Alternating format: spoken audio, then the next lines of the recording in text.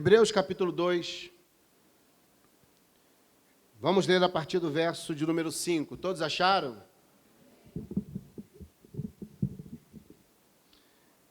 Diz assim: pois não foi a anjos que sujeitou o mundo que há de vir, sobre o qual estamos falando. Antes alguém, em certo lugar, deu pleno testemunho, dizendo: que é o homem que dele te lembres? Ou o filho do homem que o visites? Fizestes por um pouco menor do que os anjos, de glória e de honra o coroaste, e o constituíste sobre as obras das tuas mãos. Todas as coisas sujeitaste debaixo dos seus pés. Ora, desde que lhe sujeitou todas as coisas, nada deixou fora do seu domínio. Agora, porém, ainda não vemos todas as coisas a ele sujeitas. Vemos, todavia, aquele que, por um pouco, tendo sido feito menor que os anjos, Jesus, por causa do sofrimento da morte, foi coroado de glória e de honra, para que, pela graça de Deus, provasse a morte por todo homem, porque convinha que aquele por cuja causa e por quem todas as coisas existem, conduzindo muitos filhos à glória, aperfeiçoasse por meio dos sofrimentos o autor da salvação deles. Pois tanto quem santifica, como os que são santificados, todos vêm de um só. Por isso é que ele não se envergonha de lhe chamar irmãos, dizendo: a meus irmãos declararei o teu nome, cantar-te-ei louvores no meio da congregação. E outra vez, eu porei nele a minha confiança. E ainda, eis aqui estou, eu e os filhos que me deu. Visto, pois, que os filhos têm participação comum de carne e sangue, deles também ele igualmente participou, para que por sua morte destruísse aquele que tem o poder da morte, a saber, o diabo, e livrasse todos que, pelo pavor da morte, estavam sujeitos à escravidão por toda a vida. Pois ele, evidentemente, não socorre a anjos, mas socorre a descendência de Abraão.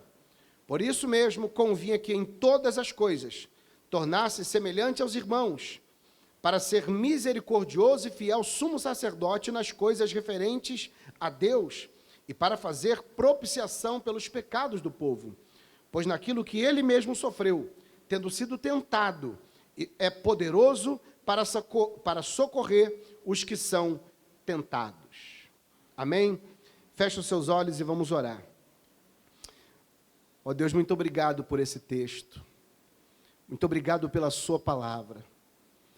Ó Deus, o simples fato de lermos esse texto, já sentimos dentro de nós um regozijo gigantesco, uma alegria gigantesca, pois podemos perceber, ao ler esse texto, ainda que de forma superficial, o quanto o Senhor nos amou, porque enviou o seu Filho para morrer por nós, perdoar os nossos pecados e colocar em ordem tudo aquilo que estava fora do lugar.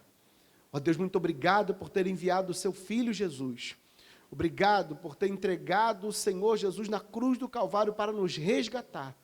Porque se não fosse esse favor, essa graça, nós estaríamos condenados.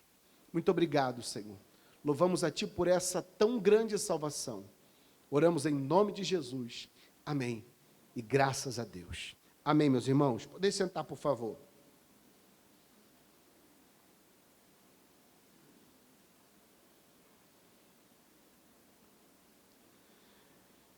Irmãos, vale fazer uma digressão rápida aqui com vocês, retornar aqui um pouquinho e fazer com que vocês lembrem que o autor da carta aos Hebreus, ele escreve esta carta porque chegou ao seu conhecimento de que alguns judeus que se converteram ao cristianismo, eles estavam sendo tentados a abandonar o cristianismo e retornar ao judaísmo. Então ele escreve essa carta para exortar a esses irmãos que estão sendo tentados a não abandonarem Jesus, porque em Jesus se cumpre toda a lei e todos os profetas. E aí ele vai dizer que Jesus ele é maior do que os profetas, e também vai dizer que Jesus é maior do que os anjos. Os judeus, irmãos, eles tinham, assim, uma admiração muito grande com os anjos. E por causa do fato dos anjos terem sido mediadores na entrega da lei para Moisés. Isso nós vimos em Atos dos Apóstolos. Então, eles admiravam muito o ministério dos anjos.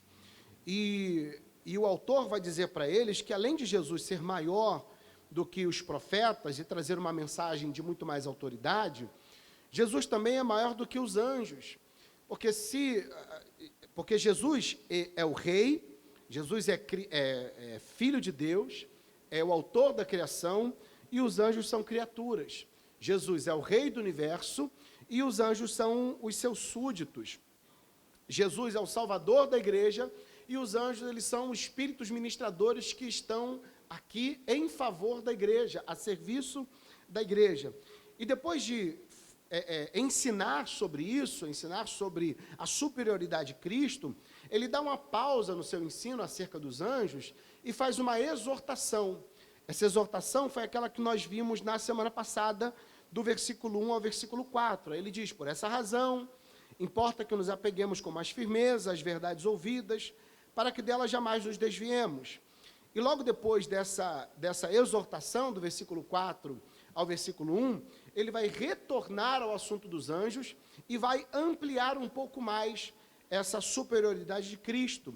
E é por isso que no versículo 5, ele diz assim: pois não foi aos anjos que sujeitou o mundo que há de vir sobre o qual nós estamos falando.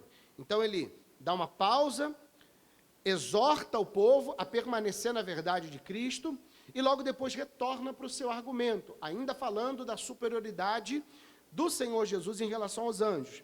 E aí ele diz no versículo 5, retornando, é como se ele estivesse dizendo: vou voltar aqui para o raciocínio.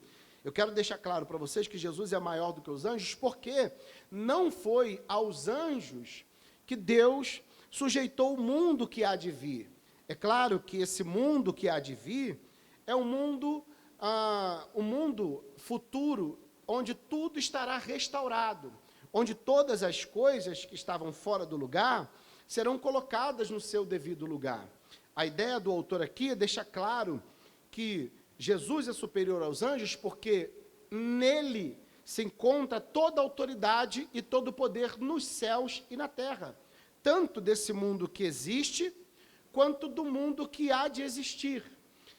Existe um debate muito grande, eu estava conversando com o pastor Washington sobre isso aqui ontem, e eu acho que não é mérito agora falar sobre esse assunto, não é necessário falar sobre esse assunto, mas eu vou dar só uma pincelada nesse texto para você entender.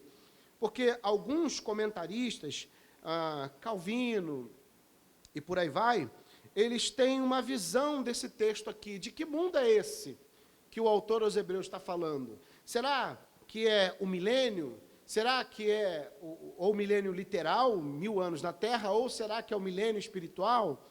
Ou será que é o mundo eterno, o mundo da eternidade, que Deus já preparou de antemão, onde nós estaremos com o Senhor por toda a eternidade? Que mundo é esse?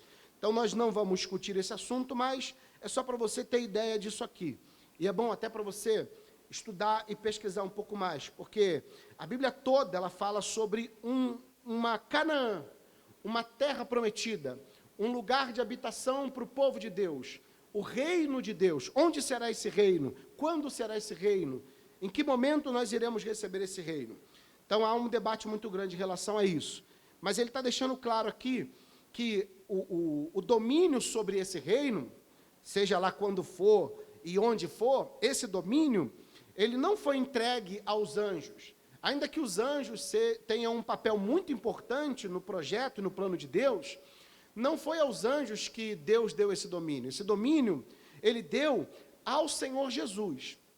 Isso ele deixa muito claro aqui, ao Filho de Deus. Só que do versículo 6 em diante, ele vai explicar esse domínio, essa autoridade que Cristo recebeu, com um pouco mais de profundidade. Parece, lendo o texto, que o versículo 5 não tem nada a ver com o versículo 6 em diante. Não é isso. É que no versículo 6, no versículo 5, ele faz uma afirmação, o mundo que foi criado por Deus, o reino de Deus, todo o planeta Terra, todo o sistema cósmico celestial, tudo isso foi entregue na mão do Senhor Jesus. Um dia, é claro, o Senhor Jesus vai devolver esse reino ao Pai, como está escrito na carta aos Coríntios. Mas, no primeiro momento, Deus entregou esse domínio a Cristo. E agora ele vai explicar no versículo 6 em diante, do versículo 6 em diante, como Jesus recebeu esse domínio. Como agora Jesus, ele é o possuidor dos céus e da terra. Como isso aconteceu? E ele vai contar desde o início. E o que ele vai citar do versículo 6 em diante é o que está escrito no Salmo de número 8. Lê comigo, por favor, o Salmo de número 8. Dá um pulinho lá rapidinho. Esse Salmo de número 8, que é o Salmo de Davi, você vai perceber que o salmista, o autor aos Hebreus, cita esse Salmo no texto ipsis literis, o texto certinho, do mesmo jeito que ele está, letra por letra. Olha o que ele diz. Eu quero ler com você, a partir do verso 1 do Salmo 8. Ele diz assim, ó Senhor, Senhor nosso, quão magnífico em toda a terra é o teu nome. Você já percebe no início que a ideia do autor do Salmo 8, que é Davi, é louvar a Deus, engrandecer o nome do Senhor por algo que ele tem feito.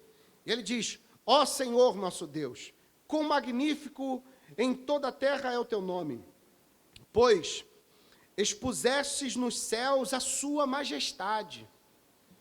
Da boca de pequeninos e crianças de peito, suscitastes força, por causa dos teus adversários, para fazer emudecer o inimigo e o vingador. Versículo 3. Quando contemplo os teus céus, a obra dos teus dedos, e a lua e as estrelas que estabelecestes, é como se ele fizesse uma pergunta, que é o homem que dele te lembres? E o filho do homem que o visites, fizestes, no entanto, por um pouco menor do que Deus, e de glória e de honra o coroastes, deste-lhes o domínio sobre as obras das tuas mãos, e sobre os seus pés tudo lhe pusestes. O salmista está olhando para a criação e está adorando a Deus pelas coisas que foram criadas, pelo céu, pela terra, pelos animais, pela fauna, pela flora. Ele está adorando a Deus na sua majestade. Ele diz, quando eu olho para os céus, eu consigo contemplar a sua majestade expressa no céu. E não só te adoro, Senhor, porque o Senhor criou todas essas coisas de maneira perfeita. Ele vai dizer, eu te adoro também, porque o homem, o Senhor o criou um pouco menor do que a ti mesmo. Você percebe que no capítulo 2 de Hebreus, o texto diz assim, fizeste menor do que um anjo. Mas no Salmo 8 ele diz, o Senhor o fez menor do que o próprio Deus. Então ele está louvando a Deus porque Deus pegou tudo aquilo que é magnífico, que é maravilhoso, que é a sua criação, e colocou tudo isso sobre o domínio do homem. E não só isso, ele ainda diz, o Senhor pegou o homem, que é uma criatura inferior, um pouco inferior a ti, e o Senhor o coroou de glória, de honra. E além de coroar o homem de glória, além de coroar o homem de honra, o Senhor deu a ele domínio sobre toda a sua criação. Todas as coisas no céu e na terra estão agora sujeitas ou foram entregues ao homem. É claro que o salmista aqui está fazendo alusão a um texto que todos nós conhecemos muito bem, que é o texto de Gênesis, capítulo 1, versículo 28. Vamos ler, por favor. Se você quiser deixar marcado aí, no Salmo 8, pode deixar. Mas dá uma olhadinha lá no capítulo 1 de Gênesis.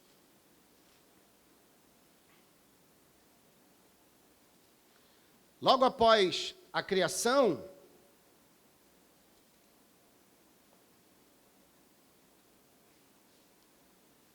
Logo após a criação, Deus entrega ao homem tudo aquilo que ele havia criado.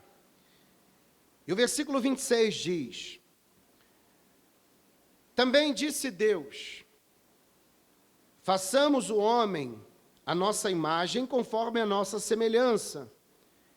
Tenha ele domínio sobre os peixes do mar, sobre as aves dos céus, sobre os animais domésticos, sobre a terra e sobre todos os répteis que rastejam pela terra. Criou Deus, pois, o homem à sua imagem, a imagem de Deus o criou. Homem e mulher os criou.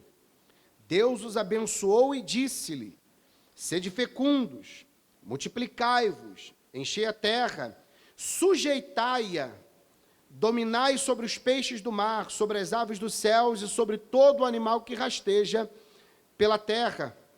E disse Deus ainda: eis que vos tenho dado todas as ervas que dão semente se acham na superfície da terra, e todas as árvores em que há fruto que dê semente. Isso vos será por mantimento. E a todos os animais da terra, e a todas as aves dos céus, e a todos os répteis da terra, em que há fôlego de vida, toda erva verde lhe será para mantimento. E assim fez Deus. Tudo isso que Deus criou de maneira maravilhosa, tudo isso que Deus criou de maneira perfeita, a criação, Deus pegou, olhou para o homem e disse: tudo isso está nas suas mãos. Agora é responsabilidade sua cuidar, não só cuidar, você tem domínio sobre elas. Você pode usufruir de tudo isso sem problema nenhum. Irmãos, o projeto, fazia parte do projeto inicial de Deus, que o homem, sendo a imagem e semelhança de Deus, um pouco menor que Deus, como diz o Salmo, como diz Hebreus, ele tivesse domínio de tudo isso que Deus criou. Deus pegou tudo e entregou na mão do homem. O homem tinha a capacidade de cuidar de todas essas coisas. Não só tinha capacidade de cuidar de todas elas, a terra se submetia ao homem. Não havia ferocidade nos animais. Não havia inimizade entre a natureza e o homem. Não havia inimizade entre os animais e o homem. A terra produzia por si só. Com o mínimo de esforço do homem, a terra já produzia. Não havia conflito, os animais não olhavam para o homem, olhavam o homem como um adversário. A natureza não se rebelava contra o homem e muito menos o agredia, de maneira nenhuma. Você vai entender o que eu estou falando já já. Tudo girava em perfeita harmonia, mas alguma coisa aconteceu que fez com que esse equilíbrio fosse perdido. O homem que desobedece a Deus e que peca contra Deus, ele acaba perdendo todo esse domínio. E a terra que outrora produzia naturalmente, com o mínimo de esforço do homem para que ele pudesse se alimentar e sobreviver, a terra agora, para que ela produza, o homem precisa suar a camisa e arar a terra. Ele precisa trabalhar a terra. Os animais que antes o homem tinha um relacionamento muito tranquilo, sem ferocidade, sem animosidade, agora são animais que se tornaram ferozes e começaram a se revoltar e se rebelar contra o homem. Por isso que o homem ainda hoje é atacado pelos animais. Por isso que os animais hoje, eles atacam o homem, por isso que a natureza ataca o homem. Quando eu digo o homem nesse sentido aqui, mais estrito, é o homem no sentido geral, o planeta Terra. É por isso que você vê a natureza agindo como age. Você encontra maremoto, terremoto, tsunami. Originalmente, nada disso existia. Um exemplo bem claro é que a Bíblia diz que, em Gênesis, que quando o homem pecou, a terra começou a produzir espinhos e cardos. Ou seja, a rosa que hoje nós conhecemos, originalmente, ela não tinha espinho. Ela passou a produzir espinhos por causa do pecado. A terra foi amaldiçoada pelo homem. E agora o homem precisa trabalhar para que a terra produza. E quando você lê Romanos capítulo 8, versículo 22, lá o texto diz, e é claro dizendo o seguinte, que a terra, toda a criação de Deus, ela geme esperando a redenção. Ou seja, ela sabe que haverá um dia, a terra sabe, a natureza sabe, a criação de Deus sabe, que haverá um dia que já foi estabelecido por Deus, em que, assim como o homem será redimido ao seu estado original, vai voltar a ser aquilo que deveria ser, a terra também vai passar por essa remissão. A terra vai voltar a ser aquilo que outrora ela deveria ser, aquilo que ela era para ter sido ou ter se mantido quando ela foi criada, e que se perdeu por causa do pecado do homem. E é isso que nós vamos ler em Hebreus. Volta lá, por favor. E aí, tendo esse entendimento, você vai perceber que um texto que aparentemente tem palavras difíceis e que parece que é difícil de compreensão, fica muito mais claro. Aí o versículo 6 ele diz, lembre-se, o versículo 5 ele disse, olha, não foi aos anjos que Deus sujeitou a esse mundo, não foi, foi ao Senhor Jesus. E agora, a partir do versículo 6, ele vai explicar como isso se deu. Aí o versículo 6 diz, antes alguém, em certo lugar, deu pleno testemunho dizendo, que certo lugar é esse? É o Salmo de número 8. Ele está fazendo a citação do Salmo de número 8, ele só não fala quem foi. Ele poderia dizer, no Salmo de número 8, ou Davi havia dito anteriormente, então ele diz, antes em certo lugar, alguém deu pleno testemunho dizendo, que é o homem que dele te lembres? Ou o filho do homem que o visites? Fizeste um pouco menor do que os anjos. Lá no Salmo 8 fala menor do que Deus.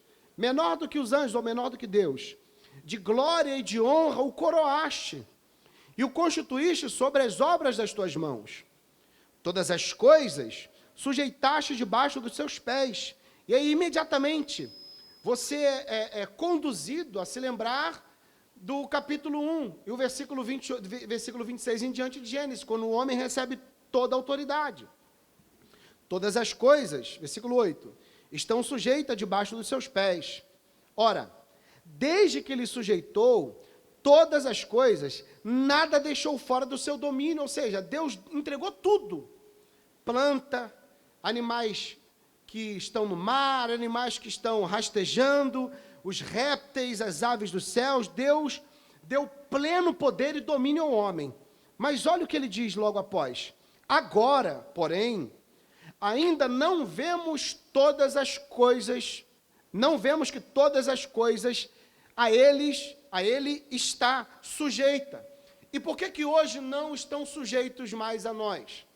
Por que a criação hoje não está mais sujeita a nós? Pelo contrário, ela se tornou uma oposição ao homem. Por que os animais hoje atacam o homem? Por que agora o homem precisa trabalhar para fazer a terra produzir? Por que o homem sofre com eventos climáticos, com terremotos, maremotos, tsunamis e por aí vai? Por causa do pecado do próprio homem. Por causa deste pecado, o homem perde esse domínio. E agora, como ele diz aqui no verso 8 ainda, ele diz, agora, porém, ainda não vemos todas essas coisas a ele sujeitas. Aquilo que outrora estava nas nossas mãos, hoje não está mais. Perdemos esse domínio porque pecamos, herdamos o pecado de Adão. E a terra sofreu também. Aí no versículo 9 ele diz, vemos todavia aquele que, por um pouco, tendo sido menor que os anjos, agora ele está falando de uma outra pessoa. Agora ele muda o foco. Ele diz, o homem recebeu domínio para cuidar da terra, sobre todas as coisas. Só que ele perde esse domínio e as coisas não estão mais sujeitas a ele. Mas agora ele vai falar de uma outra pessoa. Quem é essa outra pessoa? O Senhor Jesus, e ele mesmo cita. Agora, versículo 9, vemos todavia aquele que, por um pouco, tendo sido feito menor do que os anjos, Jesus, por causa do sofrimento da morte, foi coroado de glória e de honra, para que, pela graça de Deus, provasse a morte por amor, provasse a morte por todo homem. Então, entenda, por que ele entregou esse domínio não aos anjos, mas entregou a Jesus? Porque quando ele entregou ao homem, o homem peca, perde autoridade, perde domínio, perde o controle, aquilo que estava em ordem se tornou um completo caos, mas agora, em Cristo, podemos perceber e ter a ideia de que tudo aquilo que estava em desordem, em caos, agora foi colocado em ordem, foi colocado sobre o domínio de Jesus. Agora Jesus tem todo o domínio da criação, tanto no céu como na terra. E por que ele recebeu esse domínio? Irmãos, isso aqui é glorioso, isso aqui é majestoso. Por que ele recebeu todo esse domínio? Por causa da paixão da morte, por causa do seu sacrifício. Ou seja, imagina isso. O homem perde o controle.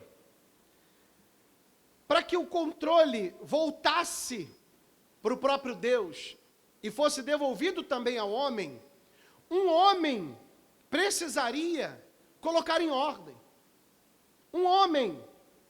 E quando eu falo homem de carne e osso, como eu e você. E foi por isso que Cristo se encarnou. Por isso que o próprio Deus nasceu numa manjedoura e veio a esse mundo. Ele precisou vir como homem para restaurar aquilo que o homem perdeu. Ele sendo Deus, sendo em forma de Deus, ele abriu mão da sua glória, da sua majestade, ele se rebaixou, ele se tornou menor do que um anjo. Olha que coisa gloriosa. Ele se tornou menor do que um anjo, se tornou como nós, um homem comum, para que pelo amor da morte, pela paixão da morte, tudo que estava em desordem fosse colocado em ordem outra vez, para que o domínio que havia sido perdido por causa do pecado fosse devolvido a ele e ao homem também. Aqui ele faz como se fosse uma conversa entre o homem, que é o que a gente chama na teologia de união hipostática. Uma conversa entre o Deus divino e o Deus que se fez carne, o homem Deus e o Deus homem, plenamente Deus e plenamente homem. Ele se manifesta agora como homem, mesmo sendo Deus, 100% Deus, para morrer na cruz do Calvário, para colocar em ordem tudo que estava em desordem e para trazer de volta ao domínio dele, de Deus e do homem, todo o domínio que havia sido perdido pelo pecado. E só tem uma maneira dele trazer esse domínio, vencendo o pecado. Porque se foi pelo pecado que perdemos, é a vitória sobre o pecado que devolve esse domínio. E é por isso que ele teve que vir à terra, como homem, para morrer na cruz do Calvário.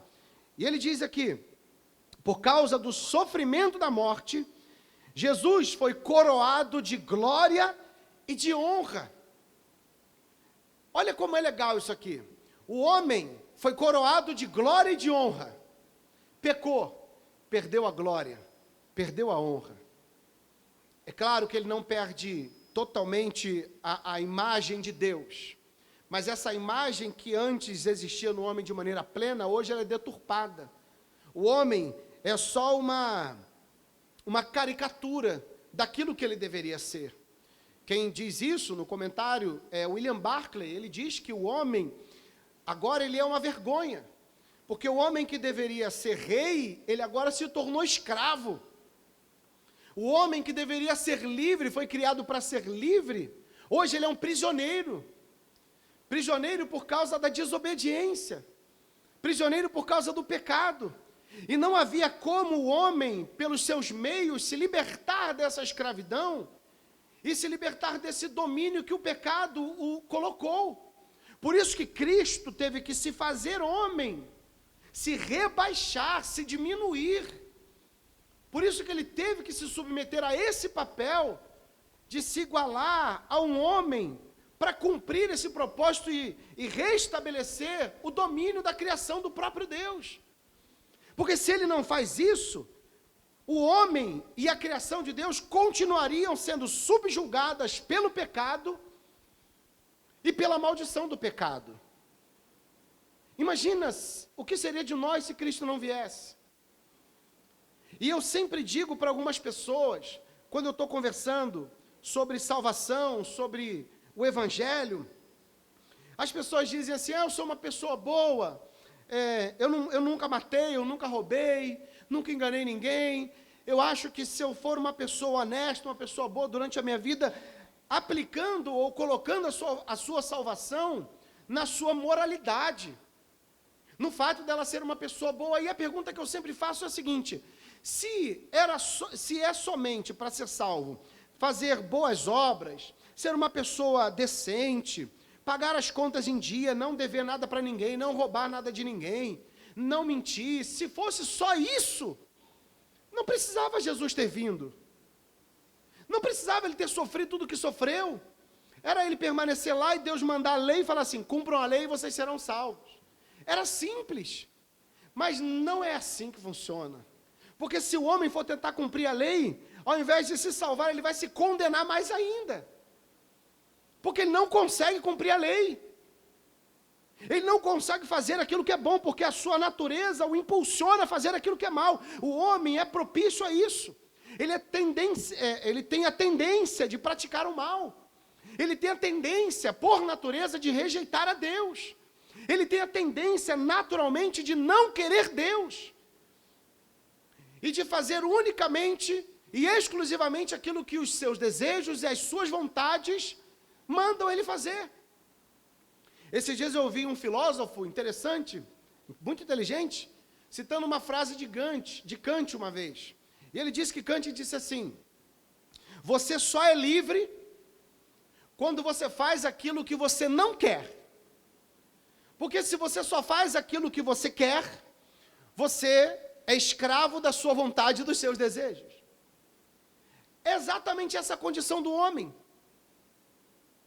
É exatamente essa. Sem Deus, o homem só faz aquilo que ele quer. As suas vontades, os seus desejos, eles são dominados pelos seus desejos. Normalmente ou naturalmente, o homem nunca conseguiria essa salvação, nunca conseguiria ter de volta o domínio da criação de Deus. Não teria como, pelas suas obras, ter de volta o domínio sobre a natureza, sobre a terra, e restaurá-la à medida da originalidade criada por Deus, lá em Gênesis. Ele não conseguiria fazer isso. Por isso que Cristo, o Deus que se encarnou em homem, precisou vir para morrer na cruz. E o versículo 9, no final ele diz, só para eu corrigir, o homem tinha glória, pecou, perdeu glória e honra. Cristo nunca pecou, veio à terra, morreu e recebeu glória e honra. E toda autoridade agora, todo domínio. E esse todo domínio, como diz o texto aqui no versículo 9, diz assim, Jesus, por causa do sofrimento da morte, foi coroado de glória e de honra, para que pela graça de Deus provasse a morte. Foi um favor de Deus. Pela graça de Deus, Cristo experimentou a morte. Provasse a morte por todo homem. Ele não diz por todos os homens. Ele diz por todo homem. Entenda isso. Porque alguns teólogos podem usar esse texto e dizer, está vendo? Jesus morreu por todos os homens. Não, ele não morreu por todos os homens. Ele morreu por todo homem. Quando ele diz todo homem, ele não está falando de plural, ele está falando de uma raça específica, um povo específico, por todo homem. E esse povo é o povo de Deus. E nós não podemos, independente da interpretação desse texto equivocada por outras pessoas, acreditar que Deus, ele enviou Jesus para morrer de forma indiscriminada, morrer para salvar todas as pessoas, porque não faria sentido nenhum. Não faria sentido nenhum Jesus morrer por todas as pessoas, porque, analisa o seguinte, se nós deixássemos, ou se nós, né? Deixa eu corrigir a frase. Se Deus deixasse, por livre escolha do homem, a salvação, quem seria salvo? Ninguém. Porque o homem não quer Deus. O homem não busca Deus. O homem não sente desejo de estar próximo de Deus, pelo contrário. Cada ano que se passa, o que a gente mais encontra, ou o que mais a gente vê, é o homem se rebelando contra Deus, mais e mais. De maneira mais ferrenha, mais dura. Se a graça de Deus não nos alcançar, nos abrir os olhos, tirar os tampões dos nossos ouvidos, e nos fazer enxergar a Deus e ouvir a sua voz, e nos conduzir até Cristo, nós nunca iríamos nos aproximar de Deus. Nunca. Então não é por todos os homens, de maneira universal, não, é por todo homem, aquele grupo de pessoas que ele escolheu, a igreja, os eleitos, aqueles que foram escolhidos antes da fundação do mundo, que estão no projeto de Deus. Por esses que Cristo veio e morreu. Claro, para redimir o homem, que também foi destruído por causa do pecado, e resgatar a natureza que também foi destruída por causa do pecado. Todo esse domínio do homem, domínio da terra, foi entregue nas mãos do Senhor Jesus. E ele diz no versículo 5, não foi aos anjos. Não foi para mostrar a superioridade de Cristo em relação aos anjos. Versículo 10. Porque convinha que aquele cuja causa, porque em todas as coisas existem, conduzindo muitos filhos à glória, aperfeiçoasse por meio dos sofrimentos o autor da salvação deles. Esse texto aqui é de uma riqueza fenomenal. O autor está dizendo que Deus, por meio de Cristo, ou em Cristo, ele está dizendo que Cristo foi aperfeiçoado no sofrimento. Irmãos, isso aqui enche o coração de alegria, porque ele deixa claro que, se não fosse o sofrimento de Cristo, não haveria como fazer, não haveria como o homem ser redimido. Fala a verdade, você imaginar que alguém sofreu por você, sofreu no seu lugar, um sofrimento como esse que nós já conhecemos nos evangelhos, já nos foi narrado diversas vezes. Isso não mexe com você? Isso não comove você, não constrange você? Saber que foi necessário alguém se lançar no sofrimento, na dor, para que você pudesse ser salvo? Como você viveria, ou de que maneira você agiria para recompensar alguém aqui na terra, alguém que você conhece, por algum benefício que essa pessoa fez por você? O quanto você seria grato a essa pessoa? Irmãos, às vezes nós somos gratos às pessoas que nos ajudam, e de alguma maneira nós queremos recompensá-la por aquilo que ela fez por nós. Eu não sei você, mas eu fico muito inquieto quando eu não consigo retribuir uma bênção que eu recebi de alguém. Eu fico muito inquieto e eu tento de todas as maneiras recompensar aquela pessoa, eu tento. Porque eu me alegro com aquilo que eu recebi. E se a gente age assim com alguém, com um ser humano igual a mim, a você, como nós deveríamos agir com o Senhor Jesus, com tão grande benefício que Ele fez por nós? Com tamanha declaração de amor. Por isso, na maioria das vezes, os filmes são a paixão de Cristo. Porque Ele ficou apaixonado pela morte. E essa paixão pela morte, Ele sabia que nessa paixão Ele nos conduziria de volta a Deus. Porque antes nós tínhamos relacionamento íntimo, direto com Deus, que foi perdido. Tínhamos todo o domínio daquilo que Deus criou, e hoje nós não temos mais. E aí vem alguém e diz, você não tem como pagar por isso. Você não tem como resolver esse problema, não há possibilidade. Não importa o que você faça, não importa quão grandiosas sejam as suas boas obras, não importa, isso tudo é trapo de imundície. Não adianta. Para. Deixa que eu faço isso por você, meu Deus, isso é maravilhoso.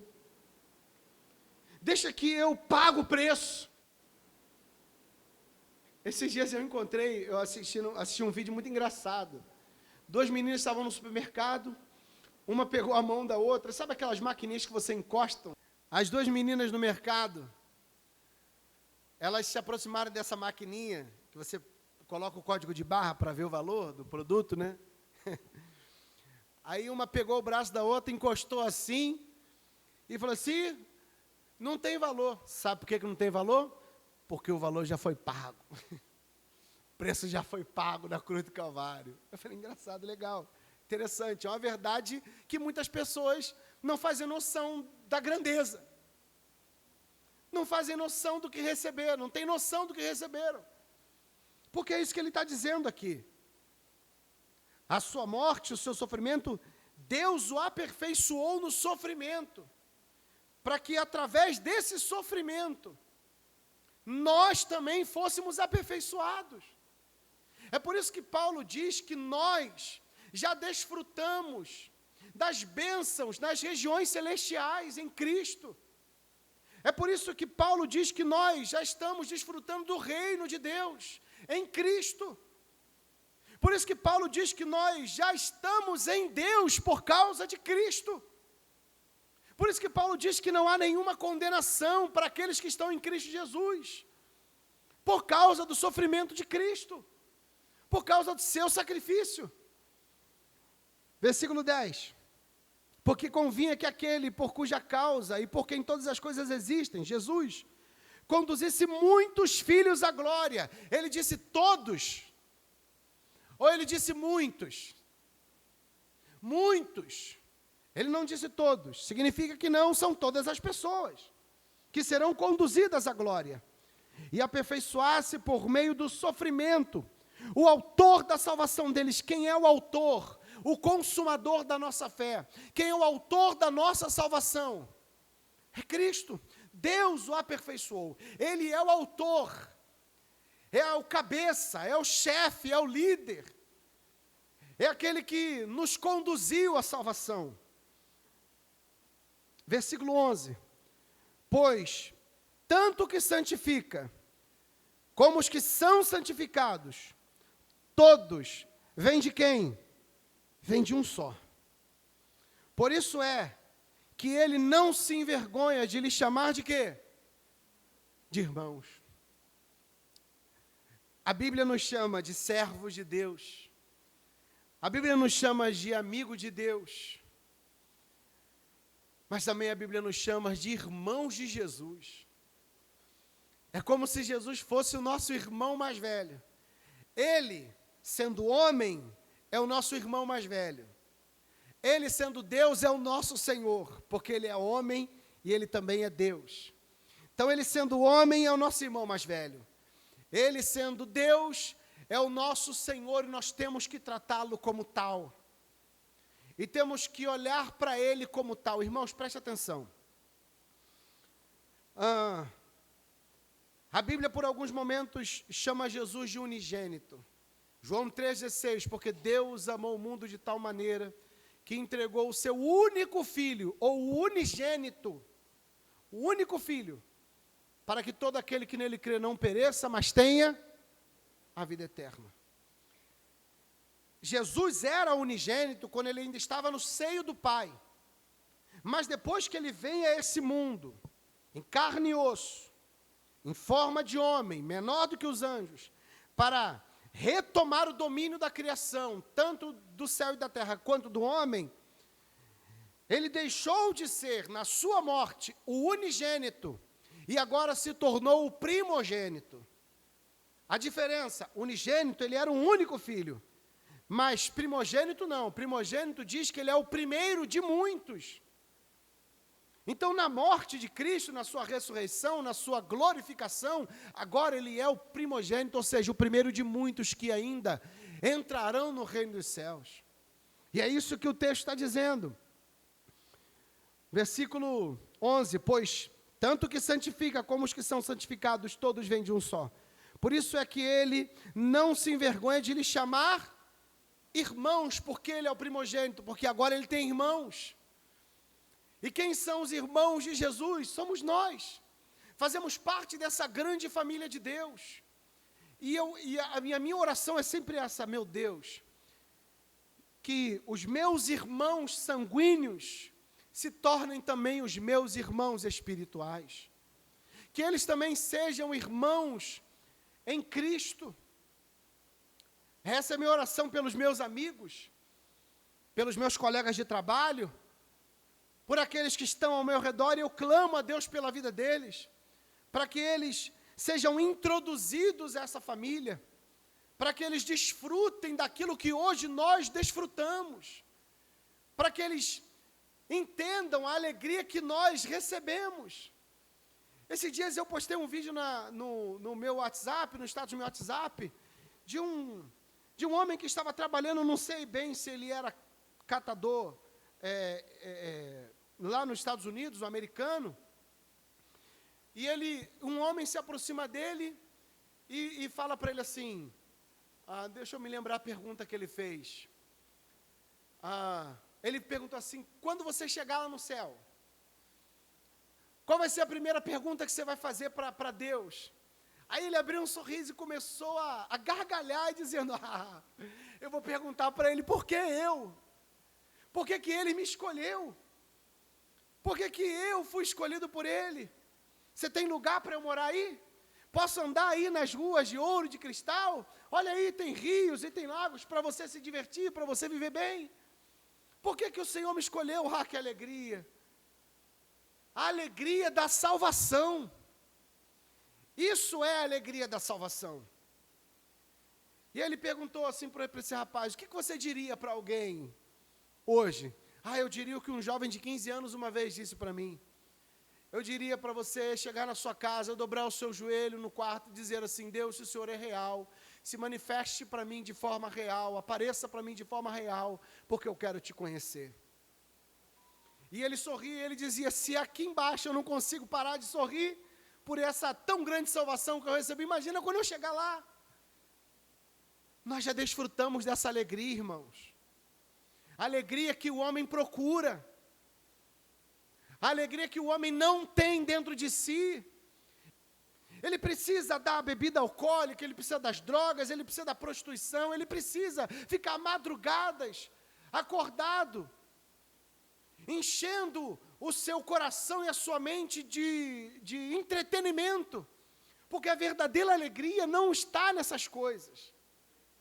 Nós não precisamos disso. O que me alegra é saber que o meu nome está no livro da vida, e que eu estou inserido no plano perfeito de Deus, já faço parte do reino, e já desfruto da glória de Deus nas regiões celestiais em Cristo, não por mérito meu, mas pelo mérito do Senhor Jesus. E Ele não se envergonha de me chamar de irmão, mesmo ainda pecando, mesmo ainda fazendo vergonha diante de Deus, mesmo ainda diante de Deus sendo muitas vezes incrédulo, mesmo diante de Deus sendo muitas vezes desobediente, Ele não se envergonha de nos chamar de irmãos. Quem tem orgulho de dizer que o irmão é estuprador? Quem tem orgulho de dizer que o irmão é assassino? Quem tem orgulho de dizer que o irmão é presidiário? Tem gente que orgulha de dizer que o presidente dele é ex-presidiário.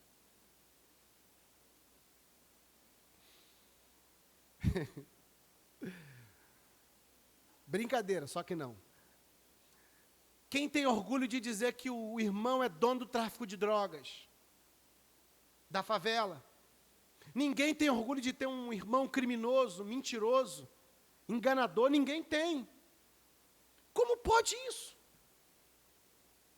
Como pode nós, sendo quem nós somos e vivendo da maneira que vivemos, e ainda assim, o Senhor não se envergonhar de dizer que Ele é nosso irmão? É como se o diabo chegasse diante de Jesus e dissesse assim: aquele ali que é seu irmão? Foi por aquele ali que você morreu? Foi por aquele ali que você sofreu? Jesus olha e disse assim: é por ele mesmo. Ele é meu irmão. Mesmo pecando, mesmo desobedecendo, mesmo muitas vezes negligenciando a salvação que recebeu, mesmo muitas vezes sendo incrédulo, ele é meu irmão. Imagina você ouvir Jesus falar isso para você. Vem cá, meu irmão. Tem que baixar a cabeça e dizer: obrigado, Senhor. Obrigado porque eu não merecia isso. Eu não merecia nada disso. Nada. Mas louvado seja o teu nome. Louvado seja o teu nome. Versículo 12. Ele vai citar o Salmo de número 22. Que ele vai dizer. Versículo 12. Dizendo: a meus irmãos declararei o teu nome, cantar-te-ei louvores no meio da congregação. Irmãos, hoje nós só conhecemos a Deus porque um dia o nosso irmão mais velho, o Senhor Jesus, nos disse que Ele existia. Hoje nós só podemos abrir a boca e falar: Senhor, meu Deus e meu Pai, porque o nosso irmão um dia olhou para nós e disse: olha, vocês não são órfãos não. Vocês não estão perdidos não nesse mundo. Vocês não estão andando à deriva sem pai. Vocês não estão sozinhos, largados e abandonados não, sem ninguém que olhe, sem ninguém que cuide e sem ninguém que ampare vocês. Não, vocês não estão. Ele está dizendo, o texto diz: eu declarei o seu nome aos meus irmãos. Tem alguém aqui que é órfão? Perdeu o pai, a mãe quando era criança? Eu não sei o que é isso. Não posso falar dessa dor. Não compartilho dessa dor.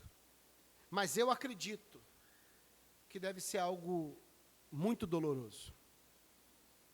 Você crescer sabendo que nunca vai conhecer o seu pai biológico ou a sua mãe biológica. Eu conheço uma menina, e eu creio que ela vai ouvir essa pregação porque ela me acompanha. É uma amiga minha que eu conheci no trabalho, e ela viveu muitos anos da vida dela no orfanato. E ela disse que sofreu muito no orfanato. E uma coisa engraçada que ela comentou comigo é que ela odiava o Papai Noel. Aí eu falei: mas por que você odeia o Papai Noel? Papai Noel é um cara tão legal, barbudinho. Por que você odeia o Papai Noel? Ela dizia: porque lá no orfanato, as freiras ficavam dizendo para a gente assim: olha, vocês precisam... Era um orfanato católico, né? Vocês precisam se comportar o ano todo, porque senão no final do ano o Papai Noel não traz presente para vocês. E aí, quando chegava no final do ano, o presente não vinha, ela se comportava. E ela dizia: eu me comportei o ano inteiro à toa, eu não gosto desse Papai Noel, eu odeio esse Papai Noel. Então ela cresceu com ódio do Papai Noel.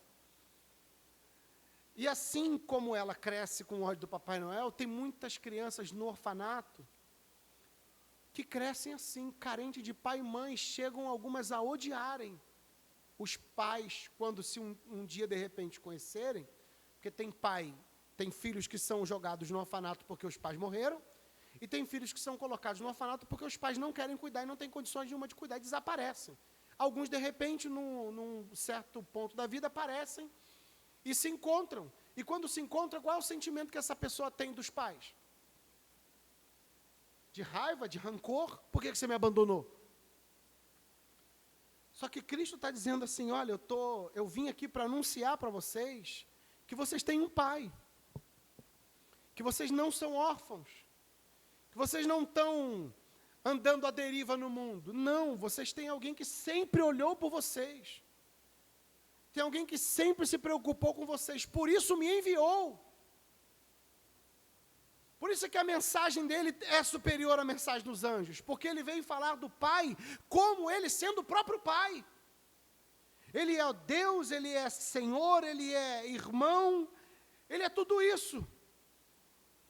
E ele diz, aos meus irmãos, o teu nome declararei. Vou dizer para eles que eles têm Pai. Vou trazer essa mensagem de boas novas para ele. Cantar-te-ei louvores no meio da congregação, e juntos nós iremos te adorar.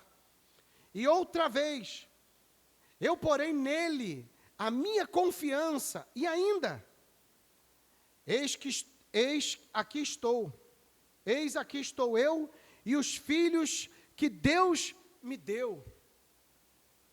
Irmãos, é porque eu leio o texto e eu fico imaginando cenas na minha cabeça, como a cena de um filme. Eu fico imaginando nós caminhando de cabeça baixa, perdidos, sem esperança, sem consolo, sem direção, completamente à deriva. E aí de repente vem o Senhor Jesus, se põe de pé diante de nós e diz, ei, e a gente levanta a cabeça, contempla a face de Jesus, ele diz, olha, vocês não estão órfãos, há consolo para vocês, há esperança para vocês, há vida para vocês, vocês não estão abandonados. Eu sou o irmão mais velho de vocês, e eu vim anunciar para vocês que vocês têm um pai, e esse pai me enviou para trazer essa mensagem para vocês, para dizer que ele nunca se esqueceu de vocês, e que através de mim, ele irá resgatar todos vocês, irá conduzir vocês à vida. Vocês estavam perdidos, mas agora não estão mais. Eu sou o caminho, a verdade e a vida, e ninguém vem ao Pai a não ser por mim. Foi isso que ele veio fazer, e essa imagem que eu tenho na minha mente. E diante dessa imagem ele diz, eu cantarei louvores na congregação. Cristo iria adorar e louvar ao nome do Senhor, porque através do sacrifício dele, nós fomos resgatados. Cristo louva a Deus pela nossa salvação, pelo nosso resgate, pela nossa remissão, porque nos redimindo para Deus, Ele é coroado de glória. E aí ele se apresenta diante de Deus, logo após trazer a mensagem. Imagina você ouvir essa mensagem de Deus, levantar a cabeça, colocar um sorriso no rosto, e voltar a ter esperança, se alegrar. E depois de receber essa mensagem, dar as mãos aos irmãos, caminhar com Jesus diante de Deus, e ouvir o Senhor Jesus olhar para o Pai e dizer, eis aqui estou, eu e os filhos que o Senhor me deu. Imagina Cristo nos pegando pela mão como irmão mais velho e dizendo, vamos comigo, eu vou os conduzir a Deus, e quando chegar diante de Deus, ele olhar, aqui Senhor, aqueles a quem o Senhor me deu. Imagina quão maravilhoso seria esse momento, irmãos. Eu anseio por esse dia. Dia após dia eu oro a Deus para que esse dia chegue. Porque cada dia que passa tem sido mais difícil. Não só para nós, e olha que nós não sofremos tanto como alguns irmãos que estão espalhados pelo mundo. Na verdade, comparado às dores que eles sentem, nós não sofremos absolutamente nada. Mas nós já podemos ver lampejos dessa perseguição no nosso tempo, aqui no Brasil. Mas louvado seja Deus, porque todo sofrimento um dia terá fim. E nós nos encontraremos com o Senhor, para permanecermos com Ele por toda a eternidade. Versículo 14. Visto, pois, que os filhos têm participação comum de carne e sangue, destes também ele igualmente participou, para que por sua morte destruísse aquele que tem o poder da morte, a saber, o diabo, e livrasse todos que pelo pavor da morte estavam sujeitos à escravidão por toda a vida. Olha para mim, por favor. Você já conversou com alguém que tem pavor da morte? Eu lembro que uma vez eu fui viajar para a Bahia com o dono da empresa, a empresa que eu trabalhava. Eu estava sentado na poltrona do corredor do avião, e ele sentado do meu lado também no corredor. E eu estava com a Bíblia na mão lendo. O André, que era o supervisor da empresa, estava do meu lado, cristão, nós estávamos conversando e lendo a Bíblia. E de repente o avião deu aquela turbulência. E aí eu vi que o meu patrão estava sentado, ele se prendendo todo assim. Eu falei, está com medo de morrer. O homem sem Deus e sem Cristo, ele tem pavor da morte. E por que ele tem pavor da morte? Porque ele não sabe qual será o seu destino após a morte. Ele não consegue imaginar o que há de vir depois. Algo que ele desconhece. Para ele, o desconhecido é algo pavoroso. É como você entrar numa floresta completamente escura, você não sabe o que vai encontrar. O pavor da morte, ele só afeta aqueles que não conhecem a Deus, que estão longe de Deus. E era assim que nós estávamos. Por isso que ele morreu. Porque se ele vence a morte, por que nós deveríamos temê-la? Se ele venceu a morte, por que nós, que cremos na sua morte e na sua ressurreição, teremos pavor da morte se nós já sabemos que o nosso Senhor, o nosso irmão mais velho, já venceu a morte? Ela já foi derrotada. E ele, quando diz aqui, para que por sua morte destruísse aquele que tem o poder da morte, a saber, o diabo, não está dizendo que ele destruiu o diabo, que ele aniquilou o diabo. Não, o diabo está aí. Ou não está? O que ele está dizendo aqui, o que ele está usando é uma figura de linguagem, para dizer que o diabo detinha o poder da morte, por quê? Porque ele era o acusador. Então, quando ele olhava para alguém que pecou, ele dizia, esse tem que morrer porque pecou. Ele tinha esse poder de acusar, porque transgredir a lei era passivo de morte. Então, se você transgride a lei, o diabo vai olhar para Deus e vai falar, opa, pecou, tem que morrer. Então, ele tinha o poder de acusar alguém e condenar alguém, ou condenar alguém, acusar alguém de morte, ou julgar alguém de morte, indiciar alguém à morte. Mas ele só não tinha o poder de matar. E o que Cristo está dizendo, o que o autor está dizendo, é que Cristo, com o seu sacrifício, ele destronou aquele que tinha o poder de acusar e de condenar alguém à morte, por causa da transgressão da lei. Ele não destruiu o diabo. E ele diz, para que por sua morte destruísse aquele que tem o poder da morte, a saber, o diabo, e livrasse todos que, pelo pavor da morte, estavam sujeitos à escravidão por toda a vida. Sujeitos à escravidão por toda a vida. Tínhamos pavor da morte porque não sabíamos o que viria depois da morte. E também não tínhamos o conhecimento de que o nosso Senhor já havia vencido a morte. É como alguém que imagina essa floresta escura, e você está diante dessa floresta escura sem saber o que há lá dentro, sem saber como entrar. De repente vem alguém com luz e ilumina essa floresta. Ilumina essa floresta, e quando ele ilumina essa floresta, você percebe que não tinha nada demais lá, porque agora você não tem mais medo. Agora você encara essa floresta com confiança, Você encara essa floresta porque você sabe que as trevas que haviam ali, elas já foram dissipadas. Por que o cristão hoje não tem medo da morte? Porque ele sabe que, como essa floresta, a escuridão já foi dissipada pelo sacrifício de Cristo. E hoje eu encaro a morte com confiança, sabendo que ela já foi vencida. E que se o meu Senhor venceu, eu também venci junto com Ele. Aí eu sempre pergunto, né, o que você diria no último dia de vida? Quando você estivesse morrendo, imagina que você está no avião, o avião caindo, e você sabe que vai morrer. O que você diria nesse último momento de vida? Muitos olhariam que não têm conhecimento disso. Diriam, Senhor, perdoa os meus pecados, eu me arrependo. Isso é a atitude de alguém que não conhece o que recebeu de Cristo. Não sabe quem é diante de Deus, porque quem sabe vai olhar para Deus e vai falar, Senhor, a Ti eu entrego o meu espírito.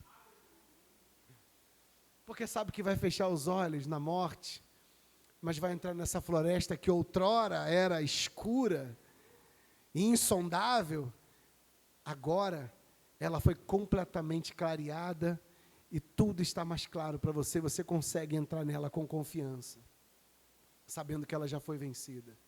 Glória a Deus por isso. Vamos continuar a leitura.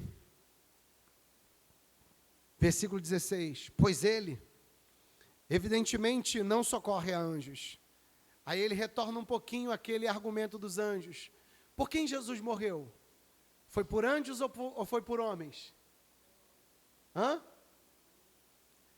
Eu estava ouvindo o pastor Hernandes Dias Lopes comentando esse texto, e ele faz uma citação muito engraçada. Ele diz que uma irmã, uma vez ligou para ele e disse, pastor, perguntou para ele, pastor,